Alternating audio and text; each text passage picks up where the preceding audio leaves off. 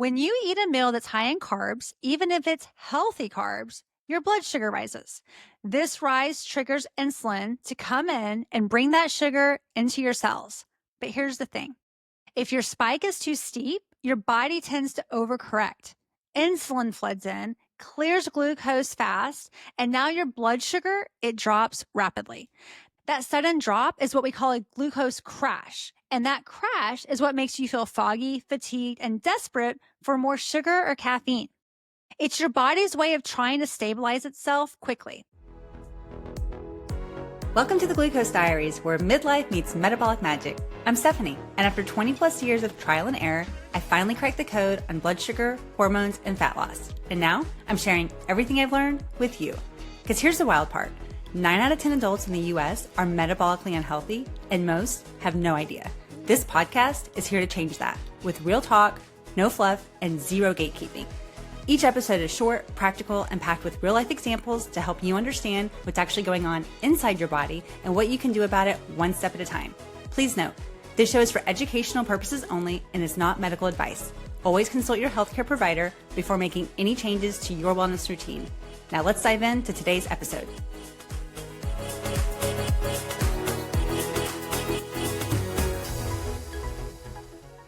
Welcome back to the Glucose Diaries. I'm Stephanie, and today we're talking about that thing that nobody warned you about in adulthood, the post-lunch crash. You know the one. It's 2 or 3 p.m. and you feel heavy, sleepy, irritable, and maybe a little anxious. You can't focus, you're craving sugar, and if you had access to a nap and a snack at the same time, you take both. If that sounds familiar, this episode is going to make a lot of things click. Because what you're feeling in those moments isn't a lack of willpower, it's often a blood sugar crash. So let's break it down. When you eat a meal that's high in carbs, even if it's healthy carbs, your blood sugar rises. This rise triggers insulin to come in and bring that sugar into your cells. But here's the thing. If your spike is too steep, your body tends to overcorrect. Insulin floods in, clears glucose fast, and now your blood sugar, it drops rapidly. That sudden drop is what we call a glucose crash. And that crash is what makes you feel foggy, fatigued, and desperate for more sugar or caffeine. It's your body's way of trying to stabilize itself quickly. And what most people don't realize is this spike-crash-crave cycle can happen even when you're eating what you think is a normal or healthy lunch. Let me give you a few examples. A turkey sandwich on whole wheat bread with chips and fruit, big spike. A grain bowl with quinoa, roasted veggies, maybe a drizzle of honey mustard dressing. It sounds clean, but it's still carb heavy, especially if there's not enough protein or fat. Even something like a smoothie, a wrap, or a vegan bowl, depending on how it's built, can send your glucose soaring, then crashing. Now, if you're already insulin resistant or metabolically inflexible, your body can't handle these spikes very well. And that means your crash, it hits harder and your recovery takes longer. So how do you fix this? Let me give you 3 ways to stop the post-lunch crash without overhauling your entire life. Number 1, eat in the right order. Start your meal with veggies or fiber, then eat protein and fat. Save the carbs for last. This slows the glucose release and helps prevent that steep spike. Number 2, prioritize protein. Make sure your lunch includes at least 30 grams of protein.